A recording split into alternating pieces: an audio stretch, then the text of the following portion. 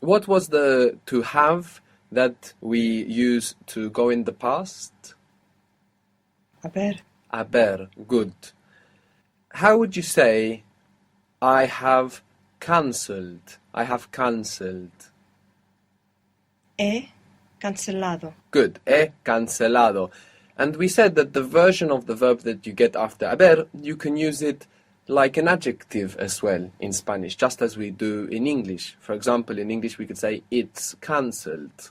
We use the same version, cancelled, that comes after haber. So we can do the same in Spanish. So how would you say it is cancelled? And I remind you that the adjectives that we form in this way tend to go with estar, only with a few exceptions that are more flexible. So it is cancelled.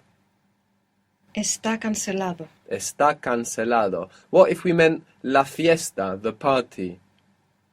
Está cancelada. Good. Está cancelada. Fiesta, by the way, is actually related to festival, festivity. We can see the E splitting between festival and fiesta. To complicate in Spanish. What's complication? Complicación. Complicar. Complicar, with folding. Complicar, good. If you want to say it has got complicated, it has got complicated, how do you think you will say it? Se ha complicado. Good. Se ha complicado. It has got complicated. It has complicated itself, we would say. Very good. So the adjective complicated is? Complicado. Complicado. Good. So you can say it is complicated.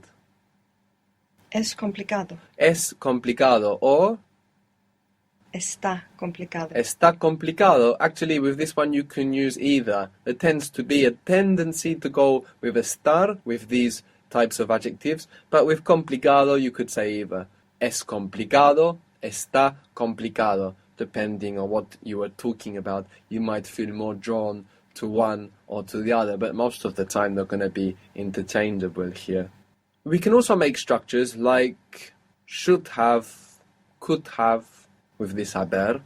Let's start with should have. Now should, we take it from the verb to owe, which also we use like must, and it's related to English debt. Deber. Deber, good. So deber is to owe or must. And if you say would owe, you get should. So how would you say I should? Debería. Good. So now we can say I should have cancelled. And this have is to have. I should to have cancelled. Debería haber cancelado. Very good. I should have cancelled. Debería haber cancelado. I should have cancelled it. Lo debería haber cancelado. Very good. Lo debería haber cancelado. Where else could that lo go there? It's after the unchanged verb. So debería haberlo cancelado. Yeah, debería haberlo cancelado. Very good. What was could? So we take to be able and we say would be able to get this could that refers to future. So what is to be able related to power? Poder. Poder, good. So how would you say I would be able? Or I could? Podería. Okay. Podría. Podría. So you could say something like I could have gone. I could have gone. What was to go? Ir. Ir. And what was gone, the version of to go after haber? Ha ido. I could have gone. Podría haber ido. Ah, podría haber ido. We could have gone. We could have gone. Podríamos haber ido. Good. Podríamos haber ido. Good. So after haber, any version of haber, whether it's the to form, haber, whether it's habría, any version of haber is going to have hado or ido with the following verb. But some verbs are irregular and they don't form their version after haber in this way. So to break, related to rupture in English, was romper. Now this after haber is not rompido. The rompido doesn't exist. It's irregular. After haber, it's roto. R-O-T-O. Roto. So how would you say I have broken it? Lo he roto. Good. Lo he roto. I have broken them. Los he roto. Good. Los he roto. What if you want to say it has broken? It has broken. Se ha roto. Se ha roto. It has broken itself. It has broken. Very good. If you had just said ha roto, I would understand he, she, it, or you, formal, has or have broken, and I would be waiting to hear what was broken. So we have roto instead of rompido, let's say. Roto is the version of romper after haber, which means it will also count for the adjective. So if you want to say it is broken, how would you say it? Está roto. Está roto. And if it was a feminine thing? Está rota. Está rota. To die is morir. Morir. Morir. And the version after haber is not morido, it's muerto. Muerto. How would you say he has died? Ha muerto. Ha muerto. And with morir, you can hear it with se or without se. There's not really a lot of difference. Sometimes the se doesn't actually make a lot of difference. Ha muerto, se ha muerto, you hear both. Now, if you want to say he is dead, how do you think you would say it? You mean as if it's estar or ser? We know that this type of adjective tends to go with Well, estar. But I could see why this specific one could also go with ser under certain circumstances. but it doesn't. It never goes with ser. So some of these adjectives we form in this way can go with ser, but this one can't. So firstly, how would that be? He is dead. Está muerto. Está muerto. So complicated, for example, could go with ser and estar, but muerto can't. Maybe it's not just because they are this type of adjective that dead will go with a star. Maybe it is about the way Spanish perceives the world. To be dead is a state that the soul goes through, let's say. You don't know what is the perception behind that, or if it's just going with a star because it's one of these adjectives. So they're interesting points to think about, and thinking about those points helps your memory, even if you're just looking out of interest and not coming to any conclusions. How would you say I'm dead? And you can use this to mean tired. This is quite common in Spanish. If you're really tired, you can say, oh, I'm dead. Estoy muerta. Yes, feminine. Estoy muerta. Good. You can say also, I die myself. Here, like morir se. In all different kinds of circumstances. When something's really funny, when you can't believe something. In many different circumstances you could use that, you'll hear it around. But let's build it, let's see how it would sound. So, to die, morir, I die myself, making this reflexive structure, how would it sound?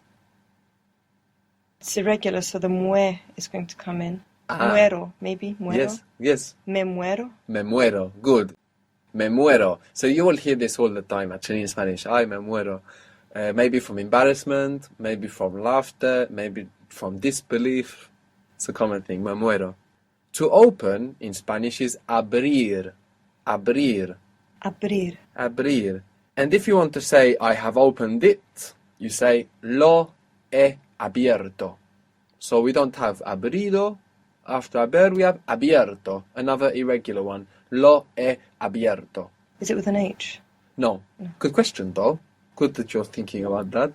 Abrir is A-B-R-I-R. Abrir becomes abierto. So how would you say, it is open? Está abierto. Good. Está abierto. How would you say they are open? Están abierto. Están. Están abiertos. Good. Están abiertos. Good. Decir and hacer, to say or to tell, decir, and to make or to do, hacer, also are irregular after haber. These two verbs are quite irregular in most places. We will pay them a little more attention later. So decir, to say or to tell, and hacer, to do and to make, are irregular after haber. Decir becomes dicho, dicho, and hacer becomes hecho, which is why they're nice to see together, because they both have this ch sound. Decir becomes dicho, and hacer becomes hecho. So how would you say, I have said it? I have said it. Lo he dicho. Good. Lo he dicho. And what if you wanted to say, I have told him? Lo he dicho. But what we want here is not him. What we want here is to him.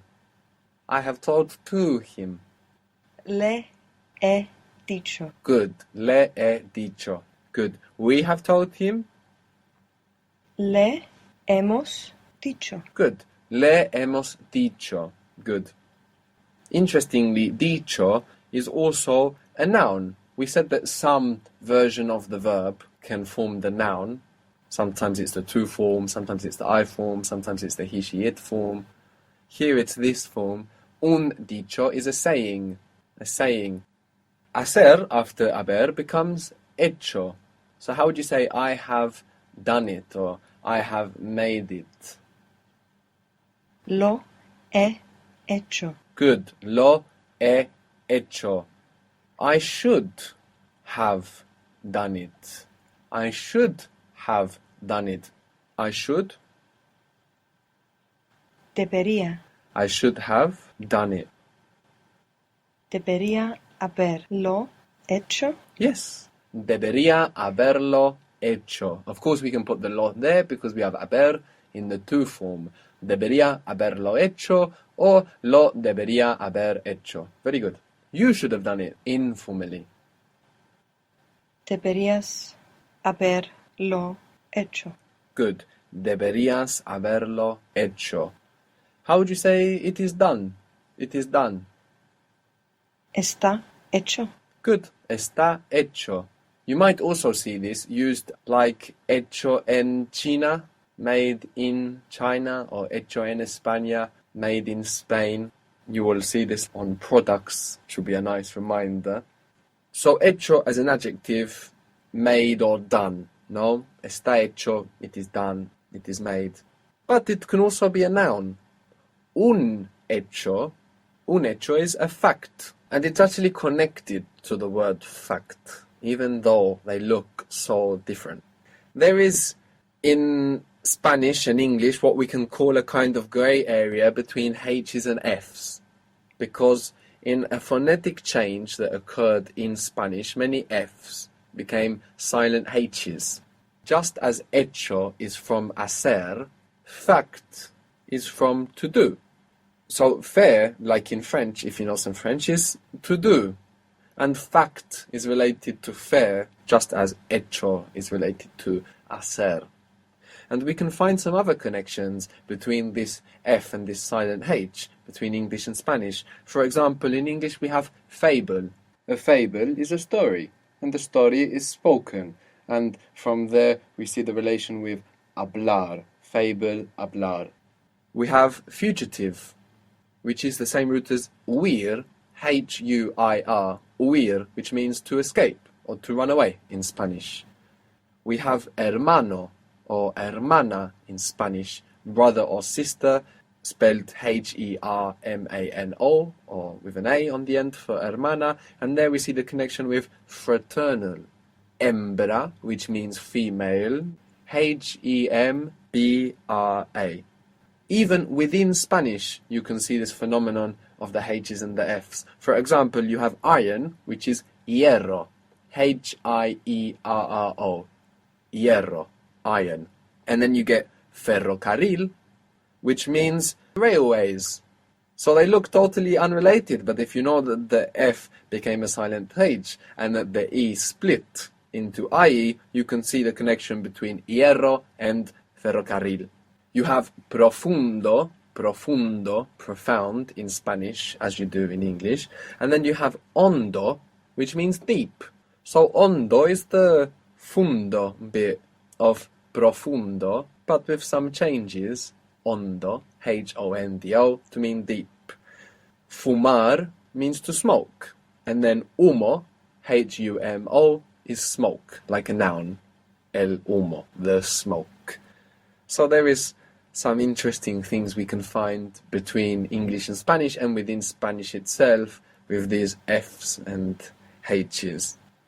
Also, you can look out for some connections with other letters. You will find other pairs of letters like this, for example, W's and G's. You get war in English and guerra in Spanish, William in English and Guillermo in Spanish. So this is an interesting thing to keep an eye out for, to make connections between vocabulary and, of course, in this way, aid your memory.